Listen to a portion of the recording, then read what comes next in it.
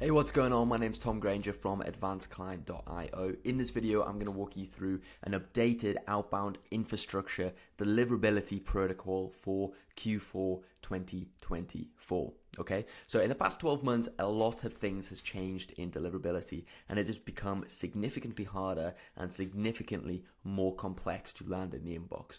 So if you're still running outbound campaigns in the same way that you were 12 months ago, 24 months ago, which I imagine a lot of you guys are because I speak to a lot of business owners and they're still running on outdated tactics, then I'm assuming that you're not seeing good results right now. You've probably seen results at 5% reply rate to 4% to 3% to 2%. You're now probably sitting at less than 1%. So if you are sitting at less than 1% reply rate right now, then sit down, get your pen pad out, write some notes down, because I'm going to walk you through how you can avoid that and how you can get those numbers back up. So for example, we took a company that was stuck at 0.5% reply rate up to 3.8% reply rate within a couple of days and a few simple changes that we made to their campaign structure. Okay, so the first thing that we're focusing on with our outbound campaigns is the actual infrastructure that we're sending from. So previously, we would have recommended that you get 10 domains from GoDaddy or Porkbun or maybe Google Domains when it was Google Domains,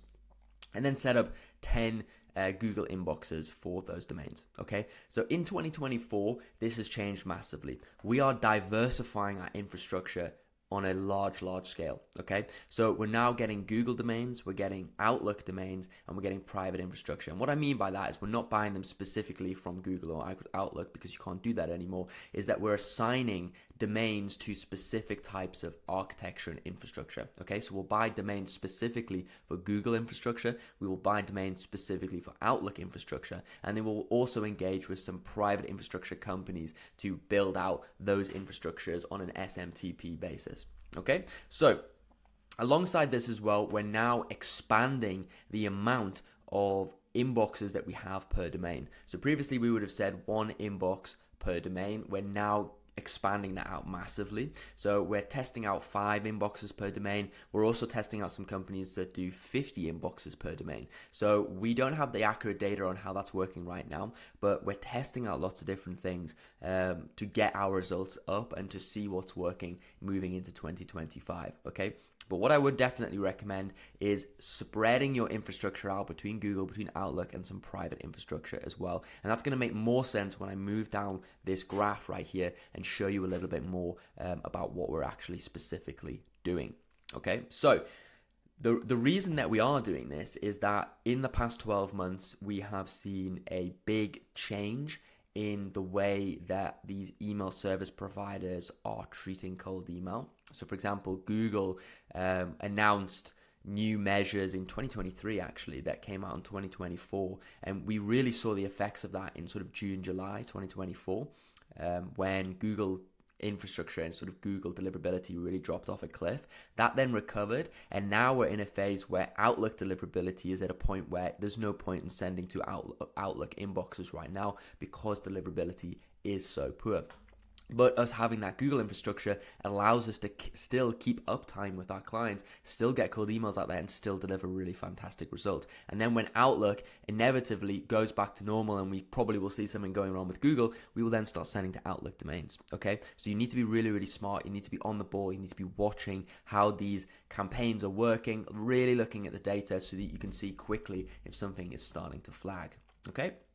Now, the next thing that we're doing is we are diversifying our email sending platforms. So we've been using Instantly now for about 3 years. We've recently introduced Smart Lead into the mix. Very similar companies, both fantastic companies. The reason we're doing this is, again, just to have that little bit extra bit of diversity in case something switches with Instantly or switches with Smart Lead. We want to have control over that process. The real goal for us is that we want to maintain the best results for our clients at all times. We don't want to be in a situation where we're over-reliant on one platform and then that ends up biting us in the arse. So we're diversifying across platforms. We'll probably introduce some other email sending platforms in there as well. Okay, so I mentioned earlier about diversifying our infrastructure. The reason that we're doing this is because in the lead generation process, so actually building the list, that we use Clay for, so we're using Clay for all of our list building, we're doing advanced lead segmentation. Okay, so once we've built out our list of companies, we've found the people within those companies that we want to contact, and then we've segmented them by job title, by pain points, etc., etc. We're then further segmenting those lists by MX provider. So the way that we're doing that is that we have a custom bit of code that connects to the Google API that can tell us what a company is using as their MX provider, whether that's Google Workspace, whether that's Outlook, and then some of the more advanced sort of corporate spam filters, things like Mimecast and Barracuda, things like that. And then what we're doing is we're filtering those down into the various different sections and the various different segments, okay? So this allows us to do what's called provider matching that you can do on both Instantly and Smart Lead, but we're kind of doing this manually as well. So if we have a bunch of Google domains with Google inboxes attached to it, then we will use them to send to Google prospects, so prospects that are using Google as their MX provider. This is really where we're seeing a big boost in deliverability. We did this and we boosted from 0.5% to 3.8% like that. The reason that I knew it was working is that we started to get not interested replies. If you're getting not interested replies, it means that you're landing in the inbox, and that's a great start. And then you can then work on your copy, your offer to sort of optimize that for getting really positive, fantastic responses. Okay, so if you're getting not interested responses, that's probably the best situation you could hope for right now in terms of deliverability. That allows you to work on your offer, work on your copy. The thing is, where you should be worried is if you're sending lots and lots of emails and you're not getting anything. If you're not even getting out of office emails, you need to be worried. That's when you need to be worried about your deliverability, and you really need to dive deep into what I've just told you right there. Okay, so as I mentioned, we're doing provider matching where we're using our Google domains to send to other Google domains, Outlook domains to send to Outlook domains, and then also some private infrastructure domains to send to other private infrastructure domains as well. Okay, so a few other things we're doing right now to help with deliverability. The first one is nested spin tags, okay? So we can currently do this using Smart Lead, but we can't do this using Instantly right now. Instantly is releasing this month, I believe. So that should be absolutely fantastic when they do. Basically, previously with spin tags, we were only spinning words within a sentence. Now with nested spin tags, we're actually spinning the entire sentence with dynamic variables within the spin tags itself. So this allows us to produce a lot more variations of the emails themselves, and this is a really good thing. So we can make sure that every email we're sending is completely from a syntax perspective, completely different. This is going to help us to avoid spam filters and help us to avoid being sort of flagged as sending the same script. The reason that we need to do this now is that Google has started to introduce Google Gemini into their spam filter, and this basically means that they're now using large language models to look at these things, which is a lot more accurate than what they were doing previously, where they were just using sort of fixed coding and algorithms to determine this word equals a spam word, blah blah blah blah blah, if there's this density of these words and this is what they were doing previously. Now they're using large language models to do this. It's becoming a lot more accurate. We need to be better. Okay, I think they're doing this for Outlook right now as well. I'm not 100% sure. I think it's Copilot, they call it on Microsoft. I'm not sure if they've introduced that into the email inbox for those guys. But so we're using nested spin tags with dynamic variables inside.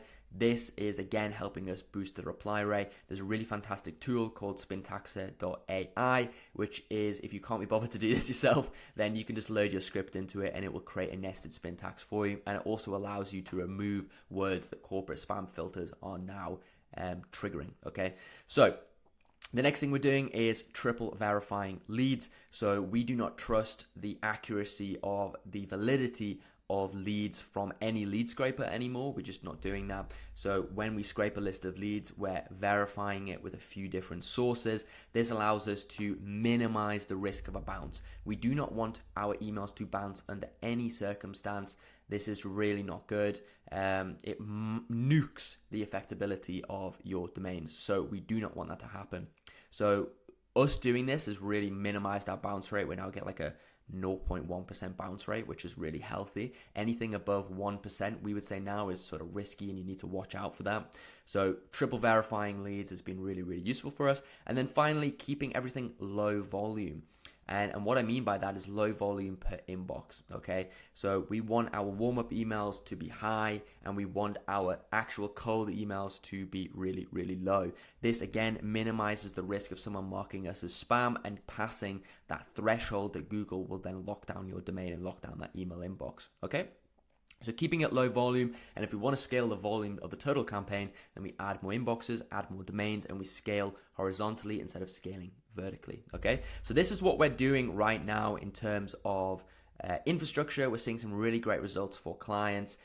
So if you guys are watching this and you have a banging offer, you know it works with cold email and you've seen previous success, but right now you're getting cooked with deliverability and you just want someone to take that off your hands, then go to the first link in the bio and you can have a chat with us about how we work, how we operate. If you're interested in bringing on a dedicated outbound partner to run this all for you, to take the headache out of your hands and to get you better results than you're currently getting, then go to that first link, book in a call, and we'll have a chat.